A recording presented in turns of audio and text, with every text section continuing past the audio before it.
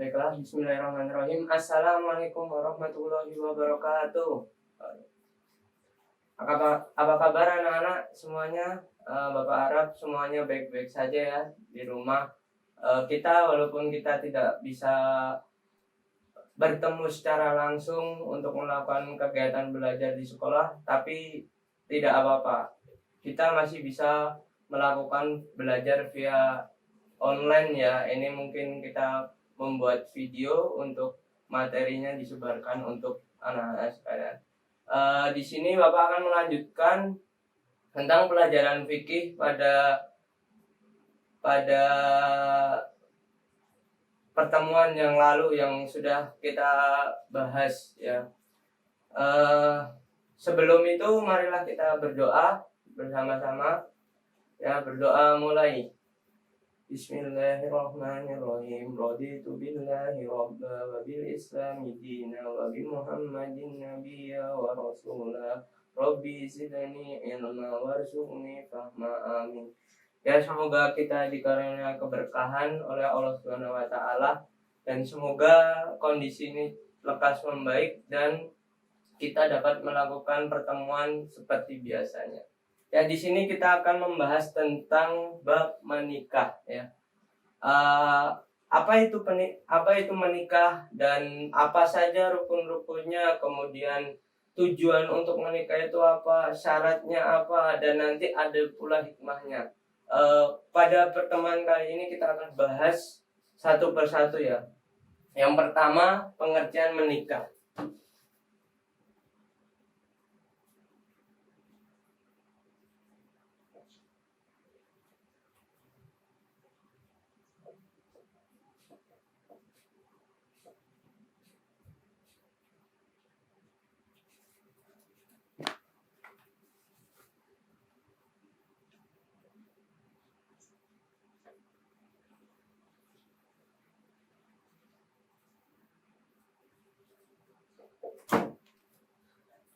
Apa yang kita ketahui dari menikah?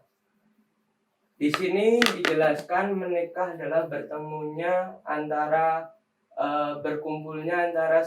laki-laki dan perempuan dijadikan satu dalam sebuah ikatan yang dinamakan ijab qabul. Nah, di situ dinamakan menikah. Pengertian menikah secara garis besar adalah bertemunya seorang laki-laki dan perempuan untuk menjalin hubungan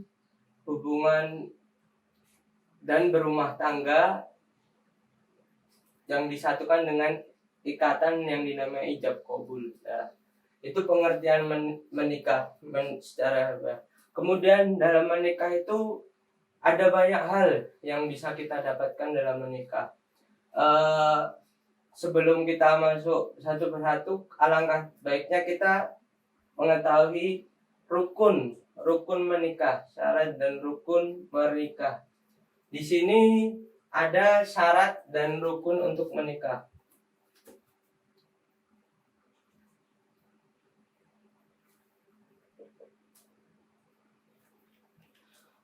Untuk rukun menikah itu ada dibagi menjadi 5 ya. Yang pertama itu adanya calon suami atau mempelai pria, calon istri atau mempelai wanita, kemudian ada saksi, kemudian wali, kemudian ada ijab qabul. Nah, dari 5 tersebut, pernikahan harus memiliki 5 kriteria tersebut agar pernikahan itu bisa dikatakan sah ya. Yang pertama ada laki-laki,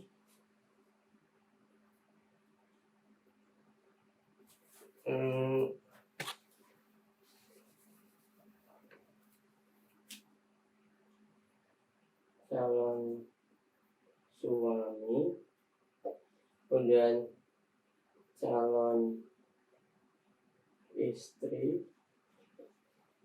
kemudian wali, saksi,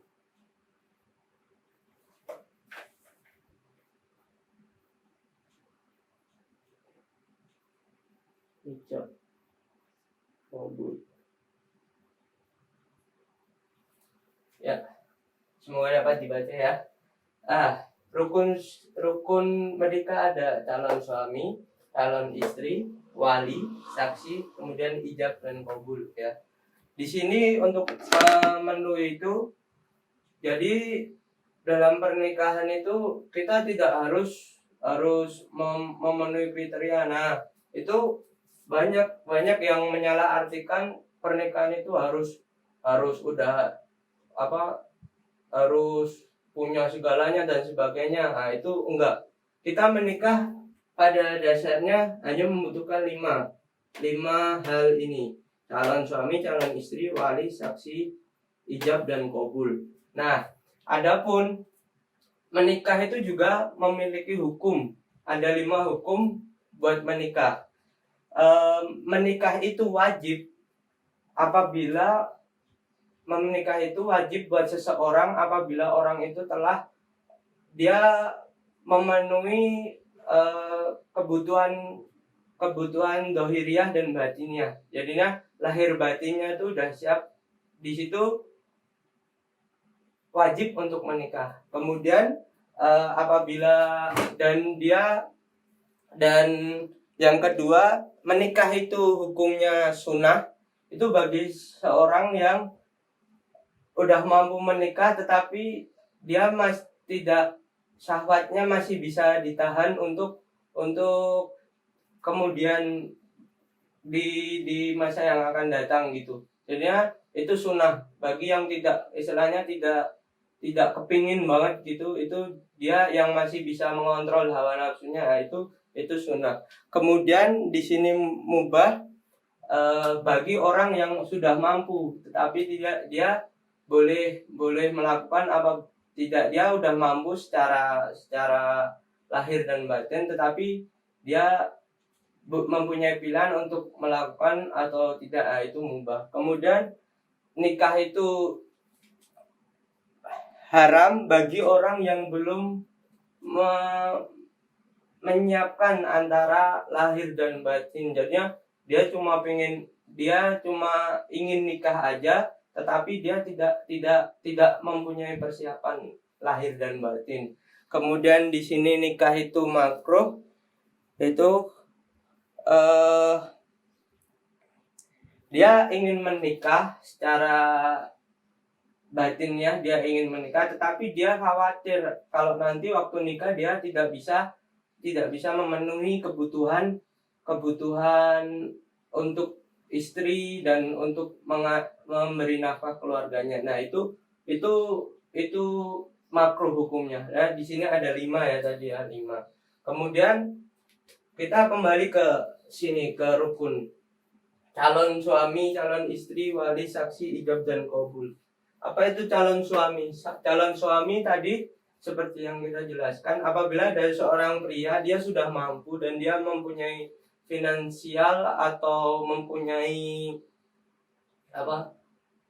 sudah mampu untuk menikah, atau secara finansial dia sudah matang, secara batiniah dia sudah mampu mengelola dirinya dengan baik, maka dia calon suami itu udah bisa untuk menikah. Kemudian calon istri itu juga kalau dilihat dari syarat-syaratnya hampir sama dengan syarat tadi. Kemudian di sini harus ada wali. Rukun di dalam nikah harus ada wali. Siapa itu wali? Yaitu wali dari calon istri atau kedua mempelai, yang lebih diutamakan dari calon istri. Wali itu yang nanti yang menikahkan antara suami itu kepada istri. Nah, itu kita butuh wali. Kemudian saksi di sini hendaknya dari kedua belah pihak ada 2 atau 3 saksi ya. Biasanya 3 itu ada. Kalau pria semua itu 2 cukup, kalau ada wanitanya itu 3. Nah, kemudian ijab kabul ini lafaz yang diucapkan ketika seorang wali itu menikahkan putrinya ya. Nah, ini rukun ini harus terpenuhi. Ketika rukun ini sudah terpenuhi, maka tujuan menikah itu udah dapat dikatakan sah ya dalam hal menikah. Kemudian di sini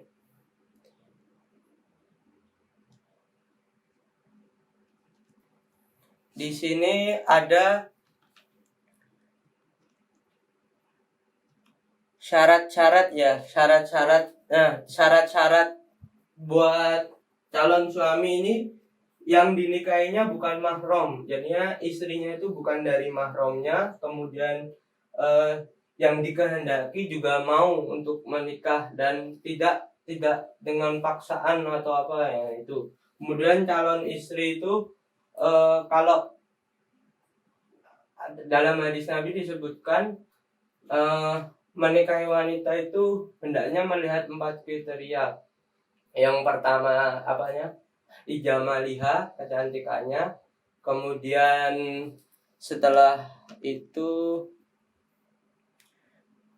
maliha li hasabiha, maliha jamaliha hasabiha, kemudian li diniha ya.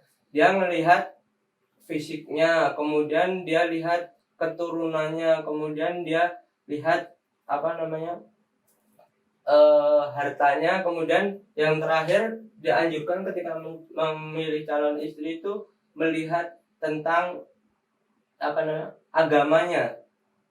Ketika agama seorang wanita baik, insya Allah ketiga hal ya, mau nasabiha, jamaliha, maliha itu dia akan ikut ya. Kemudian untuk wali sendiri hendaknya orang tua dari calon istri. Kalau tidak ada dari orang tua, bisa adiknya atau kakaknya. Kalau tidak punya adik, tidak punya kakak, bisa ke pamannya atau ke ke omnya gitu. Nah, kemudian saksi orang yang sudah balik ya, saksi itu yang sudah balik dan berakal. Nah, kemudian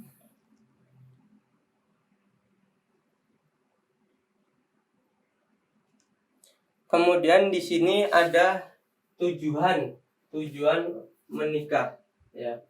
Di sini kita tulis nikah, pengertian menikah,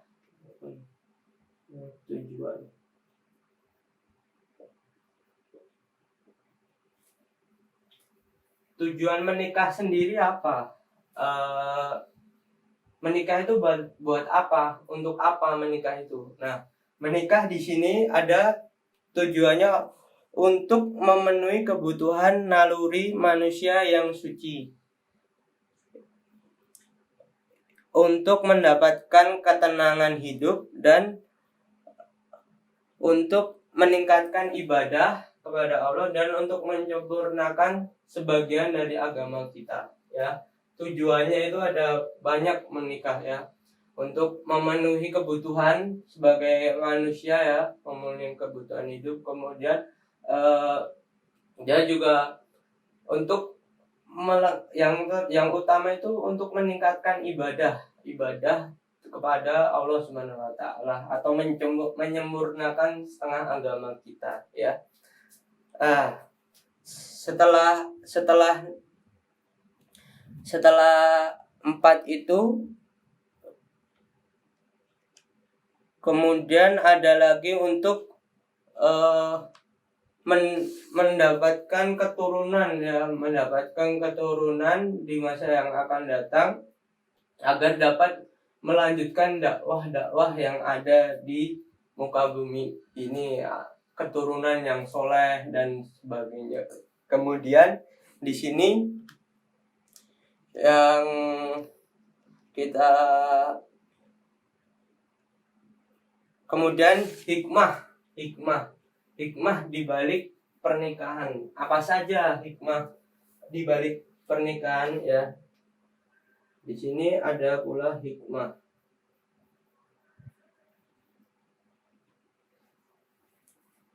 ketika kita sudah menikah secara nggak sadar, hikmah di balik pernikahan itu banyak ya. Yang semula ketika kita berduaan dengan laki-laki dan perempuan di luar nikah itu adalah maksiat kepada Allah. Tapi ketika itu kita sudah menikah dan kita sudah sah menjadi suami istri, itu ketika kita berduaan, ketika kita bercanda, ketika kita melakukan hal-hal yang sebelumnya dilarang oleh Allah, dan ketika kita sudah menikah itu akan bernilai pahala ya. Hikmahnya jadi kita beribadah, kita dapat beribadah setiap saat dengan pasangan masing-masing. Nah, kemudian selain itu menikah itu juga membuka pintu rezeki ya.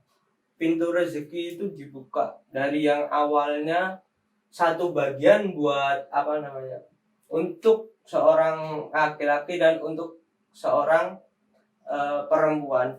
Nah, rezeki itu dijadikan satu, dan seorang laki-laki mendapatkan rezeki, kemudian seorang perempuannya juga mendapatkan rezeki.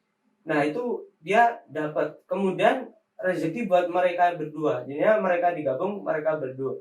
Nanti ketika dia mempunyai keturunan, nah itu anaknya itu juga mempunyai rezeki, anaknya itu juga dapat bagian rezeki yang sudah dijanjikan oleh Allah dan sudah ditetapkan. Dan suami istri mendapat, kemudian anaknya juga mendapat, kemudian untuk mereka juga mendapat. Jadi di sini rezekinya berkali-kali lipat ya. Di dalam menikah itu udah menambah ibadah kita bisa ibadah setiap saat dan sebagainya ya. Kita bisa mendatangkan pintu rezeki, kita membuka pintu rezeki yang semulanya itu kita susah untuk nyari uang, kita susah untuk nyari. Ketika kita menikah, kita akan mudah untuk mendapatkan itu. Tentunya dengan ikhtiar dan tawakal yang maksimal. Nah, jangan di sini banyak kasus sekarang itu menikah itu mereka sangat melihat orang menikah itu mereka menambahi aslinya kan rukunnya hanya ini, tapi banyak yang ditambahi dengan syarat, berbagai macam syarat yang istilahnya kalau di suatu daerah sana ada yang dengan mahar yang istilahnya harus tinggi, jadinya seolah-olah nikah ini buat jual beli. Jadinya calon suami itu harus membayar mahar untuk calon istri itu dengan harga sekian, dengan harga 100 juta, 200 juta dan sebagainya. Nah, padahal itu aslinya bukan syarat nikah. Rukun nikah itu hanya ini.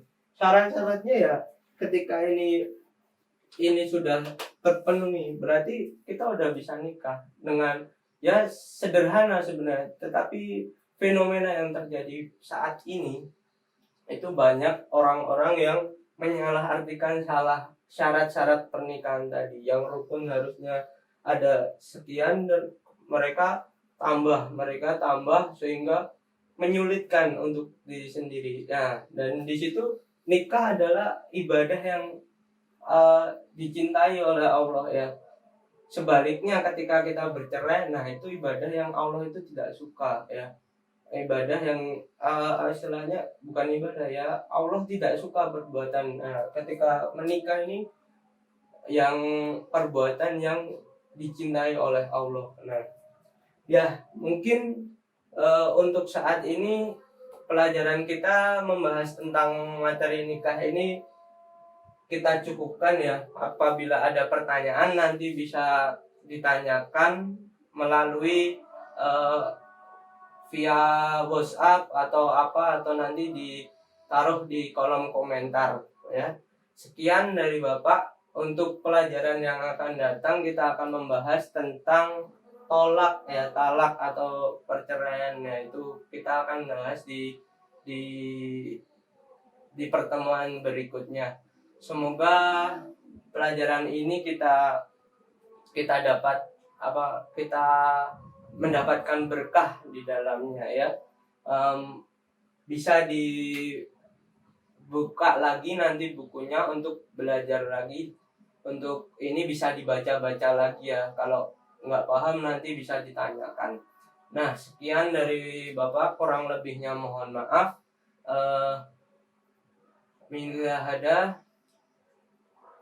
Mari kita tutup dengan kafaratul majlis. Subhanakallahumma wa bihamdika asyhadu an la ilaha illa anta astaghfiruka wa atubu ilaik. Dan sekian dari Bapak, kurang lebihnya mohon maaf. Wassalamualaikum warahmatullahi wabarakatuh.